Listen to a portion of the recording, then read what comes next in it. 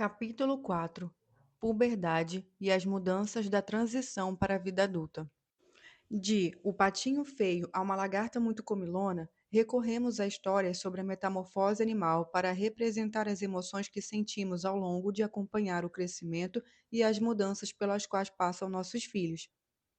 A mudança no corpo humano passa longe de ser tão dramática quanto as das borboletas. No entanto, aquela que ocorre em nossa mente é igualmente extraordinária. Se no processo de se transformar em borboletas as lagartas contam com pouca influência do mundo externo, a transição da criança humana para a vida adulta depende, em parte, de se ter o tipo certo de experiências em momento certo, pois são elas que vão conduzir à rápida reconfiguração do cérebro adolescente. Como mencionei no capítulo 2, o cérebro humano chega a 90% de seu tamanho adulto aos 5 anos de idade, momento em que conta com muito mais neurônios e sinapses do que na forma adulta. O desenvolvimento cerebral subsequente, portanto, mais do que uma questão de crescimento geral, é uma questão de poda seletiva de neurônios e sinapses, privilegiando aqueles utilizados com mais frequência. O pesquisador do cérebro Donald Hebb afirmou: neurônios que são ativados juntos se conectam, ou seja, atividades que ativam repetidamente uma constelação de neurônios tornam esses neurônios mais conectados. Se uma criança passa pela puberdade praticando tiro ao alvo, pintando, jogando online ou verificando as redes sociais com frequência, essa atividade causará mudanças estruturais duradouras no cérebro, sobretudo se elas oferecem recompensas. É assim que a experiência cultural modifica o cérebro, produzindo jovens adultos que se sentem americanos em vez de japoneses ou cujo padrão é o modo descoberta e não o modo defesa. Um segundo tipo de mudança cerebral que ocorre na infância é chamado de mielinização e se refere à cobertura dos áxons dos neurônios com bainhas isolantes compostas de uma substância rica em gordura, que acelera a transmissão através das conexões de longa distância nas constelações de neurônios. Esses processos lentos de poda e mielinização estão relacionados à grande troca do desenvolvimento cerebral humano. O cérebro da criança tem um enorme potencial, pode se desenvolver de muitas maneiras, mas pouca habilidade, não faz a maioria das coisas tão bem quanto o cérebro adulto. No entanto, com a poda e a mielinização, o cérebro da criança se torna mais eficiente conforme se solidifica em sua configuração humana e adulta. Esse processo de solidificação acontece em partes diferentes do cérebro em momentos distintos, e cada solidificação é potencialmente o fim de um período sensível. É como cimento endurecendo. Se você escreve seu nome no cimento ainda muito úmido, ele logo desaparecerá. Se esperar o cimento secar, não terá feito nenhum sobre ele. Mas se agir no momento certo da transição entre úmido e seco, seu nome ficará gravado ali para sempre. Como no início da puberdade a poda e a mielinização aceleram, mudanças de experiências das crianças ao longo desses anos podem ser efeitos amplos e duradouros. Lawrence, que estuda a psicologia do desenvolvimento, apontou que a adolescência não é necessariamente um período mais estressante. Na verdade, é um período em que o cérebro fica mais vulnerável aos efeitos de fatores de estresse, o que pode predispor o adolescente a transtornos mentais como ansiedade generalizada, depressão, transtornos alimentares e abusos de substância. E diz ainda: a suscetibilidade acentuada ao estresse na adolescência é um exemplo específico do fato de que a puberdade torna o cérebro mais maleável ou plástico. Isso faz da adolescência tanto um momento de risco, porque a plasticidade do cérebro aumenta as chances de que a exposição a experiências estressantes cause danos, quanto uma janela de oportunidade para a melhora do bem-estar e da saúde dos adolescentes, porque essa mesma plasticidade cerebral faz da adolescência um momento em que intervenções em favor da saúde mental podem ser mais eficazes. Portanto, durante a puberdade, deveríamos estar especialmente preocupados com o que as crianças vivenciam.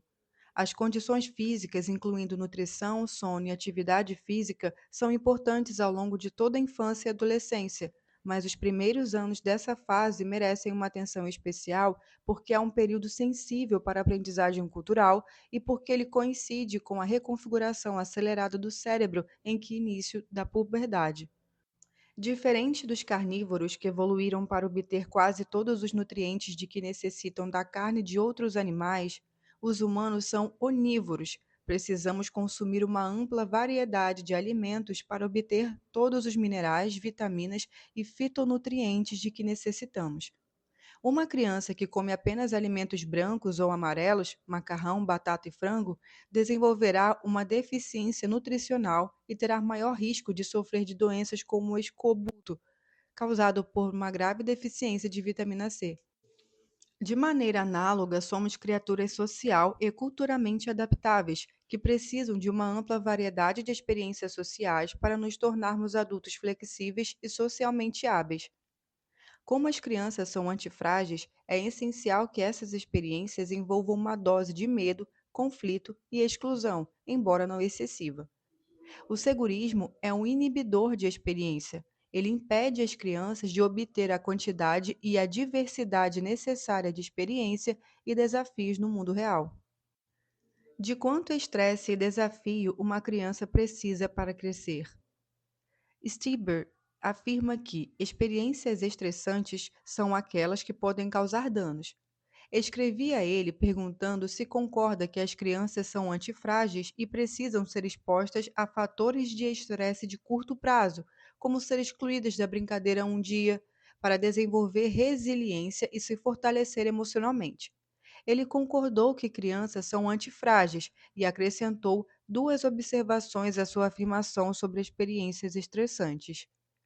Primeiro, ele mostrou que o estresse crônico, ou seja, aquele que dura dias, semanas ou mesmo anos, é muito pior que o estresse agudo, que surge de repente, mas é passageiro, como um conflito comum no parquinho. Sob estresse crônico, é muito mais difícil se adaptar aos desafios, se recuperar deles e se fortalecer com eles. Ele escreveu: seu segundo comentário foi: há um padrão em U invertido no relacionamento entre estresse e bem-estar. Um pouco de estresse é benéfico ao desenvolvimento, enquanto muito estresse, seja ele agudo ou crônico, é maléfico. Americanos, britânicos e canadenses tentaram, infelizmente, remover os fatores de estresse e as dificuldades da vida das crianças a partir do início dos anos 80. Muitos pais e escolas proibiram atividades que consideravam de qualquer risco, não apenas ferimentos físicos, mas também de dor emocional. O segurismo exige proibir praticamente qualquer atividade independente na infância, em especial ao ar livre, como jogarem com um adulto desempenhando o papel de árbitro, porque tais atividades podem ferir corpos e sentimentos. O segurismo começou a ser imposto lentamente nos milênios nos anos 80 e se acelerou nos anos 90. A rápida deterioração da saúde mental, no entanto, só teve início com a década de 2010 e se concentrou na geração Z, e não nos milênios. Foi só com o acréscimo de um segundo inibidor de experiência, o smartphone, que os indícios começaram a subir. É claro que usar um smartphone é também uma experiência. Ele é um portal para o conhecimento infinito da Wikipédia, do YouTube e agora do ChatGPT. Conecta os jovens a comunidades de interesses específicos que vão desde panificação e livros e posicionamentos políticos extremos. Um smartphone faz com que nenhum esforço seja necessário para que adolescentes mantenham contato com dezenas de indivíduos ao longo do dia e se juntem a outras pessoas para elogiar ou constranger outras. Na verdade, smartphones e outros aparelhos digitais oferecem tantas experiências interessantes aos adolescentes e às crianças que podem causar um problema sério: reduzir o interesse em todas as formas de experiências que não envolvem telas. Smartphones são como os cucos, que deixam seus ovos nos ninhos de outros pássaros. Os ovos do cuco eclodem entre outros, e o filhote do cuco imediatamente tira os outros ovos do ninho, com a intenção de receber toda a comida trazida pela mãe alheia. Um celular, tablet ou videogame têm um efeito similar na vida de uma criança, afastando-a praticamente da maior parte das outras atividades. Ela passará muitas horas por dia sentada numa espécie de transe, sem se movimentar, com conexão de um único dedo, e ignorando tudo o que há além da tela. É claro que o mesmo pode acontecer com os pais, a ponto de famílias inteiras ficarem sozinhas juntas. Experiências em telas são menos valiosas que experiências de carne e osso. Quando estamos falando de crianças cujo cérebro evoluiu para esperar determinados tipos de experiências em determinadas idades, sim, com certeza. A comunicação através de mensagens complementadas por emojis não vai desenvolver as partes do cérebro que se espera que sejam afinadas em conversas complementares por expressões faciais, alterações no tom de voz, contato visual direto e linguagem corporal. Não podemos presumir que crianças e adolescentes desenvolvam habilidades sociais no nível dos adultos no mundo real, quando suas interações sociais estão acontecendo em larga medida no mundo virtual. Chamadas de vídeo síncronas são mais próximas de interações na vida real, porém ainda carecem da experiência corporificada. Se quisermos que as crianças tenham uma puberdade saudável, precisamos afastá-las dos inibidores de experiências, para que possam acumular a ampla gama de vivências de que necessitam, incluindo os fatores de estresse do mundo real que suas mentes antifrágeis exigem para configurar da maneira apropriada. Depois, devemos oferecer a elas um caminho claro para a vida adulta que conte com esses desafios, com marcos, liberdades e responsabilidades cumulativas. Em geral, ritos de passagem podem ser encontrados em listas de valores universais e em metas de cursos de introdução à antropologia. Isso porque comunidades precisam de rituais que marquem a mudança no status das pessoas. É responsabilidade da comunidade conduzir esses ritos, que costumam estar relacionados a eventos da vida como sentimento, para receber o novo membro e uma nova mãe, casamento, para declarar publicamente uma nova unidade social, e morte, para reconhecer a partida de um membro e o sofrimento das pessoas próximas. A maior parte das sociedades também realiza ritos de passagem formais na época da puberdade. Apesar da enorme variedade de culturas humanas e papéis de gênero, há uma estrutura comum nos ritos relacionados à puberdade, porque todos tentam fazer o mesmo: transformar uma menina em uma mulher ou um menino em um homem que conta com o conhecimento, as habilidades e as virtudes e a posição social para ser um membro efetivo da comunidade que logo vai estar pronto para casar e ter filhos. Em 1909, o etnógrafo franco-holandês Arnold disse que ritos de passagens no mundo todo conduzem a criança ao longo das mesmas três fases. Primeiro, há uma fase de separação, em que os jovens são afastados dos pais e de seus hábitos de infância. Depois, uma fase de transição, conduzida por adultos que não são os pais e que guiam os jovens por desafios e às vezes provações. Por fim, há uma fase de reincorporação, em que, em geral, consiste numa celebração alegre da comunidade, incluindo os pais, ao receber os adolescentes de volta, agora como membros da comunidade adulta, embora eles muitas vezes continuem recebendo instruções e apoio por muito tempo. Ritos de passagem sempre refletem a estrutura e os valores da sociedade adulta em que os adolescentes estão inseridos. Como até há pouco todas as sociedades eram altamente binárias, os ritos de passagem costumavam ser diferentes para cada sexo. Os ritos para as meninas, em geral, começavam logo depois da menarca e, com frequência, tinham a intenção de prepará-las para a fertilidade e a maternidade. No Arizona, por exemplo, o povo Apache ainda pratica a dança do nascer do sol depois que uma menina menstrua pela primeira vez. Essa menina é guiada por uma mulher mais velha, uma madrinha escolhida pela família, na construção de uma cabana temporária para ela, a alguma distância da aldeia. Essa é a fase da separação. Inclui banhar-se, lavar o cabelo e vestir uma roupa nova, tudo para enfatizar a purificação e a separação de qualquer vestígio da infância. A fase de transação envolve 4 dias de dança com movimentos pré-determinados ao som de tambores e do canto das mulheres mais velhas. Essa representação ritual dramática é imbuída de um senso de sacralidade. Ao fim da fase de transição, a menina é recebida alegremente como uma mulher adulta, e há um banquete e troca de presentes entre sua família e de outras. É reincorporada ao povoado e à sua família, porém agora com um novo papel, novas responsabilidades e novos conhecimentos.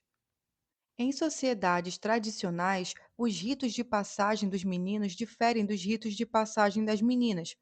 Como os sinais da puberdade são menos óbvios nos meninos, tem-se maior flexibilidade em relação ao momento de realizar o ritual. Em muitas sociedades, todos os meninos de certa idade são iniciados em grupo, e as provações por que passarem criarão um vínculo entre eles.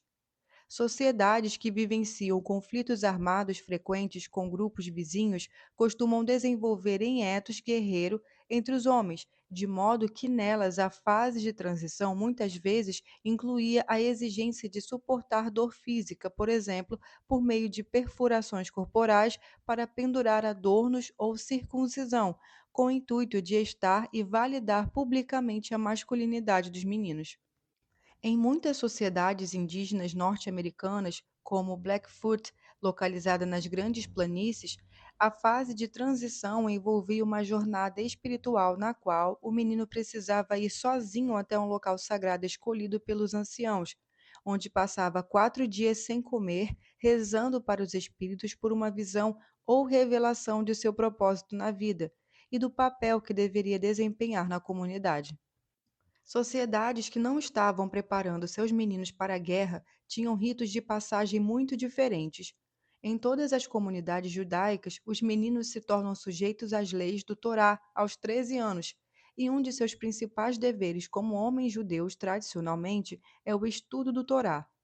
O rito de passagem judaico, o Bar Mitzvah, portanto, envolve um longo período de instrução por um rabino ou estudioso, até o grande dia em que o menino ocupa o lugar do rabino na cerimônia diurna do Sabá para fazer a leitura do hebraico, dos trechos do Torá e da Haftorá da semana. Em algumas comunidades, o menino faz um comentário sobre o que leu. É uma apresentação em público desafiadora para um menino que, em geral, ainda parece uma criança. No judaísmo, as meninas estão sujeitas aos mandamentos desde os 12 anos, provavelmente em um reconhecimento antigo de que elas entram na puberdade 1 ou 2 anos antes dos meninos. Com exceção das congregações mais tradicionais, todas realizam uma cerimônia para as meninas idênticas ao Bar Mitzvah, chamado de Bat Mitzvah, que significa filha da lei, enquanto Bar significa filho. Não é porque ritos de passagem costumam ser separados por gênero que precisam continuar sendo até hoje. O fato de que a maioria das sociedades costumava ter esses ritos parece sugerir que as sociedades seculares mais recentes podem estar perdendo algo importante quando abandonam ritos de passagens públicos e comunitários. Uma criança humana não se transforma em um adulto culturalmente funcional apenas através do amadurecimento biológico. As crianças se beneficiam dos modelos para a aprendizagem cultural, desafios para estimular a antifragilidade, reconhecimento público de cada novo status para alterar sua identidade social e mentores que não são seus pais à medida que amadurecem e se tornam adultos competentes e prósperos. Há indícios de que as crianças precisam de ritos de passagens, não muito casos em que os próprios adolescentes criam de maneira espontânea ritos de iniciação que não são apoiados pelos adultos na cultura mais ampla. Na verdade, antropólogos dizem que tais ritos se dão justamente devido ao fracasso de uma sociedade em oferecer cerimônias significativas de rito de passagens aos adolescentes. Tais construções talvez sejam mais marcantes entre grupos de meninos, especialmente quando eles precisam formar vínculos a fim de serem mais eficientes ao competir com outros grupos de meninos. Pense nos ritos de iniciação das fraternidades universitárias, sociedades secretas ou gangues de rua. Quando meninos e jovens têm a liberdade de criar os próprios rituais, com frequência parece que pelo menos um deles faz um curso de introdução à antropologia. Eles criam espontaneamente rituais de separação, transição e incorporação, que nós, de fora, agrupamos sobre o guarda-chuva do trote. No entanto, como esses rituais são criados com pouca ou nenhuma influência dos mais velhos, podem se tornar cruéis e perigosos.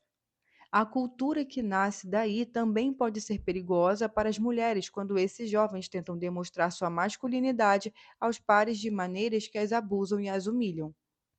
As mulheres também conduzem ritos de passagem, por exemplo, quando uma irmandade universitária recruta novos membros. Esses ritos tendem a não incluir tanta dor física quanto a dos meninos, porém muitas vezes envolvem dor psicológica relacionada à beleza e sexualidade. Iniciadas relatam ter sido avaliadas, comparadas e constrangidas por seus traços físicos. Apesar da dor e da humilhação, muitos jovens se dispõem a participar desses ritos pela oportunidade de participar de um grupo social vinculante e fazer a transição da dependência dos pais na infância para a orientação pelos pares de juventude. Isso sugere uma necessidade profunda de pertencimento entre adolescentes e de ritos e rituais que criam e expressam pertencimento. Podemos usar esse conhecimento para melhorar a transição dos adolescentes para a vida adulta? Usei o estágio de crisálida como metáfora para a puberdade humana, porém, enquanto a lagarta se esconde e surge algumas semanas depois como borboleta, a criança humana passa pela transição para a puberdade em público e ao longo de anos. Historicamente, há inúmeros adultos, normas e rituais que ajudam essas crianças. No entanto, estudiosos identificam um desaparecimento dos ritos de passagem da adolescência nas sociedades industriais modernas, a partir do século XX. Tais ritos agora se restringem a tradições religiosas, como o Bar Mitzvah e o Bat Mitzvah para os judeus, as festas de 15 anos para as meninas da tradição latino-católica e as cerimônias de carisma e crisma para adolescentes em mais vertentes cristãs. É provável que esses ritos remanescentes se tornem cada vez menos transformadores, com as comunidades religiosas ganhando um papel gradualmente menos central na vida das crianças nas décadas mais recentes. Mesmo em ritos de iniciação formais, as sociedades seculares modernas mantiveram alguns marcos de desenvolvimento até pouco tempo. Quem cresceu no mundo análogo dos Estados Unidos do século XX se lembra da época em que havia três transações da idade nacionalmente reconhecidas, que garantiam maior liberdade e exigiam mais maturidade. A idade costuma significar alguma coisa no mundo real. No entanto, agora que a vida é cada vez mais online, esse número passou a importar cada vez menos. O movimento em massa no mundo real para o virtual teve início com a ascensão da criação temerosa e o declínio gradual da infância baseada no brincar. Com a intensificação da superproteção e do segurismo nos anos 90, os jovens começaram a se envolver menos em algumas das principais atividades adolescentes que costumavam ser associadas ao desenvolvimento, que muitas vezes exigiam um carro e permissão para ficar fora de casa sem permissão. Ao mesmo tempo que os adultos reduziam o acesso dos jovens ao mundo real, o mundo virtual se tornava mais acessível e atraente. Nos anos 90, adolescentes milênios começaram a passar mais tempo em seus computadores conectados à internet, que se tornaram portáteis e mais rápidos. E no mundo virtual, quase não importava a idade da pessoa. Assim que uma criança aprendia a usar o navegador, ganhava acesso ilimitado a tudo o que havia na rede. No início da década de 2010, assim que tiveram seus celulares básicos substituídos por smartphones, os adolescentes passaram a ter tudo isso disponível o tempo todo. Não existe equivalente às classificações etárias dos cinemas no mundo da internet. Redes sociais como Instagram, Snapchat e TikTok não verificam a idade mínima de 13 anos. As crianças ficam livres para fazer o que querem, inclusive jogar jogos online e trocar mensagens e fotos com adultos desconhecidos. Sites de pornografia aceitam crianças, basta que elas cliquem na caixinha dizendo ter 18 anos ou mais. Sites de pornografia também ensinam a fazer sexo anal muito antes de elas terem dado seu primeiro beijo. Quando uma criança passa a usar a internet, não há nenhuma idade limite a partir da qual ela ganha mais autonomia ou direitos. Na internet, todo mundo tem a mesma idade, que não é nenhuma idade específica. Esse é um dos principais motivos pelos quais a adolescência baseada no celular não tem como atender às necessidades dos adolescentes. Em resumo, os adultos estão franqueando a geração Z, muitas vezes com boas intenções, coisas que impedem de vivenciar uma progressão amplamente compartilhada e socialmente validada da dependência da infância para a independência da vida adulta. Interferimos no crescimento dos adolescentes nos anos 80 e 90, quando eliminamos o risco na brincadeira e ampliamos a supervisão e o monitoramento adulto. Em contrapartida, oferecemos a eles acesso ilimitado à internet, removendo os limites de idade que marcavam o caminho para a vida adulta. Alguns anos depois, demos a seus irmãos mais novos smartphones quando eles ainda estavam no ensino fundamental. Com uma geração viciada em smartphones e outras telas, antes da puberdade, restou pouco espaço em meio ao fluxo de informações entrando por seus olhos e ouvidos para mentores que os guiassem duramente à puberdade em suas comunidades no mundo real. Eles encontram apenas um rio infinito de experiências digitais, customizado para obter o máximo de cliques e receita de anúncios de cada criança, a ser consumido a sós no quarto. Os anos de distanciamento social e a transferência da vida para o online durante a pandemia de Covid só pioraram a situação. No entanto, não precisa ser assim. Um país grande, secular e diverso em termos de raça, religião e política talvez não seja capaz de criar ritos de passagem compartilhados com orientação moral, como a cerimônia do nascer do sol no Apache. No entanto, apesar de nossas diferenças, todos queremos que nossos filhos se tornem adultos socialmente competentes e mentalmente saudáveis, que conseguem cuidar de sua vida, sustentar-se e estabelecer laços românticos estáveis. Se concordamos com isso, não conseguiremos concordar quanto a normas que estabeleçam alguns dos passos do caminho. É importante ressaltar que se trataria, sobretudo, de normas e não de leis, que os pais poderiam escolher seguir ou ignorar. Envolver-se em rituais baseados em normas comuns e compartilhar marcos pode ser mais eficaz que as práticas de cada família inventa para si. Resumindo, o início da puberdade é o segundo período de reconfiguração cerebral mais rápido da vida, ficando atrás apenas dos primeiríssimos anos. A poda neural e a mielinização ocorrem em uma velocidade muito acelerada, guiada pelas experiências dos adolescentes. Deveríamos nos preocupar com essas experiências e impedir que sejam escolhidas por desconhecidos e algoritmos. O segurismo é um inibidor de experiência. Quando tornamos a segurança das crianças um valor quase sagrado e não lhe permitimos correr riscos, impedimos que elas superem a ansiedade, aprendam a gerenciar riscos e a ter autonomia, habilidades essenciais para se tornarem adultos saudáveis e competentes. Smartphones também são inibidores de experiências. Depois que entram na vida da criança, afastam ou reduzem todas as outras formas de experiências não centradas em celulares, que é o tipo de que seus cérebros expectantes de experiências mais precisam. Ritos de passagem são conjuntos de experiências cuidadosamente selecionados por sociedades humanas para ajudar os adolescentes a fazer a transição para a vida adulta. Sociedades ocidentais eliminaram muitos ritos de passagem, e o mundo digital que se abriu nos anos 90 acabou eliminando a maior parte dos marcos e obscurecendo o caminho para a vida adulta.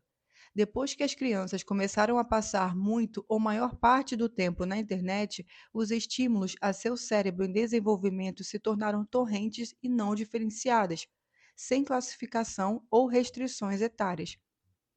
Mesmo uma sociedade grande, diversa e secular, como os Estados Unidos ou o Reino Unido, pode concordar com um conjunto de marcos que estabelecem aumentos graduais das liberdades e responsabilidades.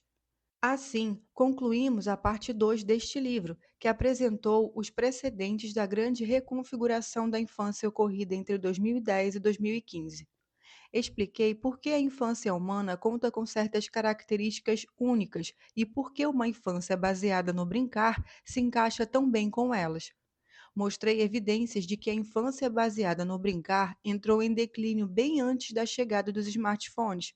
Agora avançaremos para a parte 3, na qual contarei o que aconteceu quando os adolescentes trocaram seus celulares básicos por smartphones, processo que teve início no fim da década de 2000 e se acelerou no início do seguinte. Apresentarei evidências de que essa nova infância baseada no celular é ruim para as crianças e adolescentes e demonstrarei que seus danos vão muito além de uma piora na saúde mental.